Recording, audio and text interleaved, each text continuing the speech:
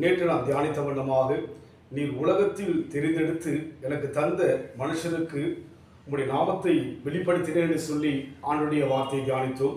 இந்த வேளையிலும் கூட யோவான் எழுதின சுவிசேஷம் 6ஆம் அதிகாரம் 27ஆம் வசனம், நீங்கள் என்னை சிநேகித்து நான் தேவனிடத்திலிருந்து புறப்பட்டு வந்தேன் என்று விசுவாசிக்கிறபடியினால் பிதாதாமே உங்களை சிநேகிக்கிறார் என்று சொல்லி பார்க்கிறோம்.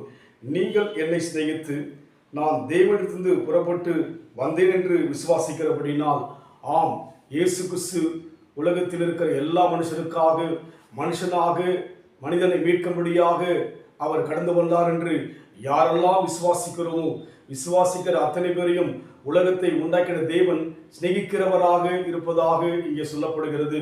நாம் விசுவாசிக்க வேண்டும். இந்த உலகத்தில் விசுவாசிக்கிறார்கள், எல்லா தெய்வத்தோடு கூட ஒப்பிட்டு இயேசுவை விசுவாசிக்கிறார்கள்.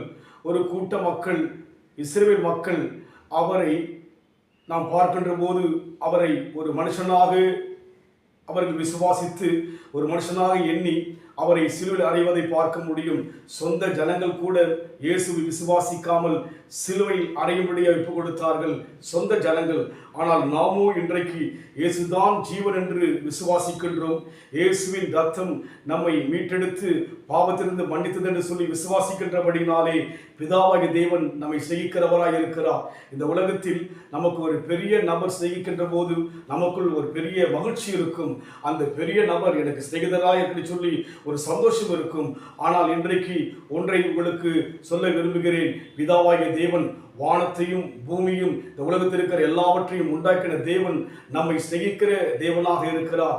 இதை யோசித்து பாருங்கள். இதை விட வேற என்ன நமக்கு வேண்டும்? நம்மை சிநேகிக்கிற ஒரு தேவன் இருக்கிறார். எப்பொழுது இயேசு கிறிஸ்துவை தேவனிடத்திலிருந்து வந்தார் என்று விசுவாசிக்கின்ற போது இந்த உலகத்தை உண்டாக்கின தேவன் நமக்கு சிநேகிதராய் மாறுவார்.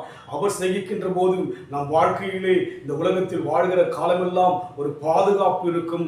நம் வாழ்க்கையிலே உலகத்தில் வாழ்கிற காலமெல்லாம் சமாதானம் இருக்கும், சந்தோஷம் இருக்கும், ஆறுதல் இருக்கும். உண்மையாகவே நாம் யாவரும் தேவனுடைய பார்வையிலே சிநேகிதராய் இருக்கிறோம். காரணம், இந்த உலகத்தில் இயேசு கிறிஸ்து மனுஷனாய் வந்து பூமியில் வாழ்ந்த போதிலும் கூட அவர் தேவன் என்று நாம் விசுவாசிக்கின்றபடியினாலே நம் வாழ்க்கையிலே நாம் பாக்கியமான மக்கள். அதனால் நாம் சோர்ந்து போகாதபடிக்கு, நாம் களைத்து போகாதபடிக்கு தேவன் நமக்கு சிநேகிதர் என்கிற அந்த வெளிப்பாடோடு கூட வாழ நம்ம ஒப்பு கொடுப்போம்.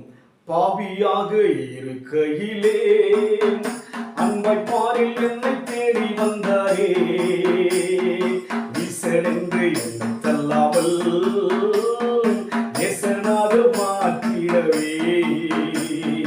பாவியாக இருக்கையிலே அன்பை பாரில் என்னை தேடி வந்தாரே, ஈசனென்று என்னை தள்ளாமல் நேசனாக மாற்றிடவே. ஆஹா, இயேசுவின் அன்பிலே அதினாழம் அறியலாகுமோ, இதற்கிணை ஏதும் வேறில்லையே, இணை ஏதும் வேறில்லையே. நீங்கள் என்னை சிநேகித்து நான் தேவனிடத்திலிருந்து புறப்பட்டு வந்தேன் என்று விசுவாசிக்கிறபடியினால் பிதாதாமே உங்களை சிநேகிக்கிறார்.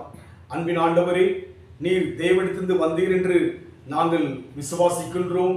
உம்மை எல்லா நேசத்தை விட உம்மை அதிகமாய் சிநேகிக்கின்றோம்.